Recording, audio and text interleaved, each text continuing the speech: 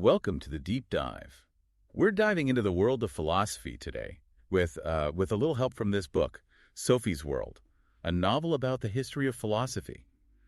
It's by Justine Gaarder. Now, this isn't your typical philosophy textbook. No, not at all. It's a novel. It's a story. But it's also a journey through, well, the history of philosophy. It's really clever how Gaarder uses the story of this, typical teenager, Sophie, to introduce us to these big philosophical questions. Yeah, and these big names, too. Yeah. You're learning right alongside Sophie as she's grappling with these same questions, questions that have puzzled thinkers for centuries. Exactly. So it all starts with Sophie. She receives this very, very strange letter. Yeah, just ask, who are you? It's a question, well, I'm sure we've all pondered at some point. Oh, definitely. But for Sophie, it kind of throws her on this existential tailspin. It's the perfect starting point, I think, for a journey through philosophy. This basic question, forces Sophie and us as readers to really confront these mysteries of existence. Like, where do we fit in? What's it all about? What's the nature of reality? Yeah, those big questions. Those big questions. And the mystery, well, it doesn't end there. So as Sophie tries to, figure out who is this mysterious person sending her these letters, she gets drawn deeper and deeper into the world of philosophy. Right, through a series of letters. More letters. Each one introduces her to a new philosopher and their ideas. And it all starts with these early Greek thinkers, the ones that were just fascinated by the natural world. Yeah, these early philosophers, sometimes called natural philosophers, almost like the first scientists in a way. Their own way, yeah. Trying to figure out, what's the universe made of? How does it all work? But without the tools we have today, no ANSI technology. Yeah, working with just what they could observe. Pure observation and logic. Can you imagine trying to explain the cosmos, without a telescope or microscope? Mind-boggling. Yeah. But some of their ideas were actually really insightful. Oh, yeah. Yeah. So, take Thales, for example. Okay. He believed that water was this fundamental substance, the fundamental substance of the universe. Okay. So everything, came from water. Yeah, came from water and would eventually return to it. Okay. It might sound a bit off now, but remember, this was, a groundbreaking idea at the time. Yeah, it's like they were trying to find, the single ingredient that made up this whole recipe of reality. Exactly. And then you have an Anaximander. He comes along, and he's proposing this more abstract concept. So he believed that the universe came from something boundless and undefined. He called it a pernon. A pernon, yeah. You can think of it as this primordial soup, a soup of potential. Okay, so we're going from water to this mysterious, formless origin. Right, and then it gets even more complex. Okay. So Empedocles comes along and he challenges this whole idea of a single substance. Okay. He believes everything is composed of 4 elements. Okay, 4 elements now. Earth, air, fire, and water. Yeah. And this idea had a huge influence on Western thought. I mean, centuries. In medicine, alchemy, all sorts of areas. Okay, so we're laying the groundwork here. Definitely, yeah. And then we get to Democritus. Okay. Now, he really shakes things up with his atomic theory. This is way before, modern science. Centuries before, yeah. Right. So imagine how revolutionary this was. I mean, without any scientific equipment, he theorized that the universe is made up of these tiny, invisible particles, atoms. It stretches the imagination, for sure. It's a testament to just the power of human thought, right? To grasp these concepts that, we can't even observe directly. So this idea that there's a level of reality beyond our senses. Right, and this had a profound impact on later philosophers. Yeah, I can imagine. Especially when we start talking about the soul, the mind. Exactly. Okay, so we've gone from the basic elements. Right. To these building blocks of matter. It's deeper and deeper. Yeah. And Sophie's World is taking us along for the ride. It's guiding us through this journey. Yeah. And it's not just about learning the facts, right? It's about experiencing this evolution of thought and the challenges, that these philosophers faced as they tried to make sense of the world. And that's where Socrates comes in. Socrates. Yeah, he's not so much concerned with, the physical world, right? Yeah. It's more about, knowledge. The nature of knowledge. How we acquire it. Yeah, Socrates was a real game changer.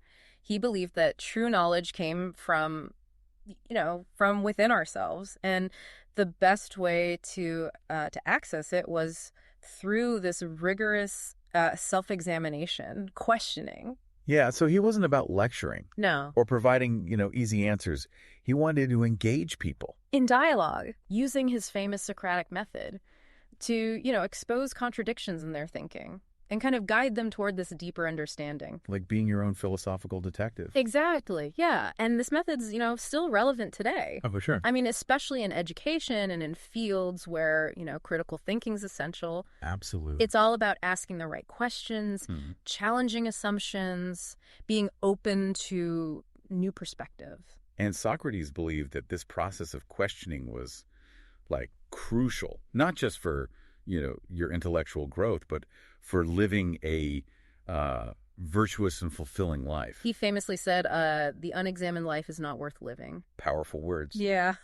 But sadly, this relentless pursuit of truth, it made him some powerful enemies. Yeah. Ultimately, he was accused of corrupting the youth, sentenced to death. And his trial and execution, it's a reminder that challenging the status quo can be dangerous. It can be, yeah. But, even in his death, Socrates remained true to his principles. He chose to drink hemlock rather than renounce his beliefs. It's a testament to the courage it takes to, stand up for what you believe in. Absolutely. And, despite his tragic end, Socrates' legacy would go on to inspire countless philosophers, including his most famous student, Plato. Plato. Now, that's a name that echoes through history. He's the one with the allegory of the cave, right? That's right. That's right. And that's what we're going to delve into next time. I'm already fascinated. I can't wait to see what other philosophical adventures await. Yeah, we've only just scratched the surface of Sophie's world. I mean, there's so much more to explore, from Plato's world of forms to the rise of these new philosophical schools and these enduring questions that have shaped human thought for centuries. I'm hooked. So, for our listeners who are eager to dive even deeper into this fascinating world, well, stay tuned for part 2 of our deep dive into Sophie's world. We'll pick up right where we left off, with Plato's groundbreaking ideas, and the philosophical journey that unfolds from there. I don't want to miss it. Welcome back to our deep dive into Sophie's world. Last time we left off with Socrates and his quest for knowledge. Through all that questioning. Relentless questioning. Relentless, yeah. Now we're on to one of his most famous students. Plato. Now, I have to admit, I'm a little intimidated. He's known for some pretty complex ideas. He is, but that's what makes, exploring his work so rewarding. Yeah. And Sophie's World does a great job of making those complex ideas accessible. Okay. And one of his most famous concepts is this theory of forms. Right, the forms. It's one of those philosophical concepts that I've heard about but never fully grasped. Right. What's the deal with these forms? Well, imagine you're looking at a beautiful rose. Okay, a rose. Plato would say that the rose you see is just a temporary, imperfect copy of the true form of beauty, which exists in a realm beyond our senses. So there's like a perfect blueprint for beauty out there somewhere. Exactly. And this applies to all concepts: justice, truth, goodness. They all have these perfect, eternal forms that exist, independently of our perception of them. So it's not just about physical things like roses. Right. It's about the very essence of these concepts. Exactly. Like the ideal versions that exist somewhere. Beyond our everyday world. Beyond. Yeah. And Plato believed that by using our reason, we could get closer to understanding these forms. Okay. He wasn't a big fan of relying solely on our senses, which he thought could be deceiving. Makes sense. Our senses can be fooled, right? Right. But our reasoning abilities, I guess, can help us get to a deeper truth. Exactly. And to illustrate this, he came up with this really powerful analogy. It's called the allegory of the cave. The allegory of the cave? I've heard of this. Yeah. So imagine prisoners chained in a cave facing a blank wall. All they can see are shadows cast by objects passing in front of a fire behind them. Okay, so they think those shadows are reality. Right. It's kind of like how we might mistake appearances for truth. In our own lives. Exactly. Yeah. Now imagine one prisoner escapes. Okay. And steps out into the sunlight. He sees the world as it truly is. Okay. He sees the real objects. Wow. That were casting the shadows. That must be an incredible experience. It is. It is. Like going from a world of shadows to seeing things as they truly are. But here's the twist. When he returns to the cave and tries to tell the other prisoners about what he's seen, they don't believe him. Oh, they think he's gone crazy. That's kind of a sad ending. Yeah. It makes you think about how hard it can be to, share new knowledge Sure does. or challenge people's existing beliefs. It does. And for Plato, this allegory highlighted the philosopher's struggle to enlighten others, right? We might glimpse these higher truths, Yeah. but convincing others isn't always easy. It's a powerful image. Yeah. And one that stuck with people for centuries. Yeah. But Sophie's world doesn't stop there. We move on to Aristotle, Right. who was a student of Plato. Yes. But had a very different approach to philosophy. Okay. So while Plato was, focused on these abstract forms, Yeah. Aristotle was much more interested in the physical world. Okay, so more hands-on. Yeah, you could say that. He was a keen observer of nature. Okay. And he emphasized the importance of empirical observation and categorization. So he was like the original taxonomist. You could say that. He believed that true knowledge came from studying the world around us, from carefully observing these individual things and then grouping them, based on their shared characteristics. And I can see how that would have been influential, especially for the development of science. Absolutely. I mean, we still use classification systems. We do. Even if they're more sophisticated than what Aristotle was working with. Absolutely. Yeah. His systematic approach to knowledge had a profound impact on the way we understand the world. And he didn't stop there. He also made significant contributions to logic, ethics, and politics. Wow. He was a truly multifaceted thinker. Yeah, he was. It's amazing how Sophie's world gives us this glimpse into the minds of these great thinkers. It is. It's like we're getting a crash course in the history of ideas. Yeah. All through the eyes of this young girl. Yeah, and her journey's not over yet. No. After the golden age of Greek philosophy, we enter a new period, the Hellenistic era. Okay. This is a time when new philosophical schools emerged, okay, each grappling with the challenges of a changing world. So we're moving beyond, the big games like Socrates, Plato, Aristotle. We are, yeah. And we encounter schools like Stoicism and Epicureanism. Okay. I've heard of those terms before. Yeah. I could definitely use a refresher. Right. What were the key tenets of these schools? Well, think of a Stoic as someone who, remains calm and composed. Yeah. In the face of adversity. Okay, yeah. They believed in accepting what you can't control. Okay. And focusing on virtue and reason as the keys to happiness. So like having this inner strength. Yeah. That helps you weather any storm. Exactly. Now, the Epicureans, on the other hand, they believed that pleasure was the highest good. Okay. But they weren't talking about, hedonism. Right. They emphasized simple pleasures. Okay. Friendship and living a life free from pain and anxiety. So it's more about finding contentment. Right. Tranquility. Right. They believed in cultivating a peaceful state of mind and appreciating the good things in life. Okay. And these schools of thought would have a lasting influence, even shaping Roman philosophy. It's incredible how these ideas, born centuries ago. I know. They still resonate. They do with us today. Yeah. They offer different paths to happiness and fulfillment, and they continue to be debated. They do. And discussed. Yeah. And as we journey further with Sophie, we'll see how these philosophical threads continue to weave through history, influencing new thinkers and movements. I'm ready for more. But I think we've given our listeners plenty to ponder for now. Indeed. In part 3, we'll explore how Christianity influenced philosophical thought, the shift towards humanism during the Renaissance, and the emergence of even more groundbreaking ideas in the centuries that follow. It's an incredible journey, and I can't wait to continue exploring it with you all. Welcome back to the Deep Dive. We're continuing our exploration of Sophie's world and that fascinating history of philosophy. Last time we left off with the rise of those new philosophical schools during the Hellenistic period. And it's incredible how these ideas, born centuries ago, they still influence how we think about life. Happiness, the universe. It really is. It's a testament to, I think, the enduring power of philosophy to grapple with those big questions, the ones that have always captivated us. Yeah. And as we journey further with Sophie, we see how these philosophical threads, they weave through history. They adapt to these new contexts, new challenges. So where does this philosophical journey take us next?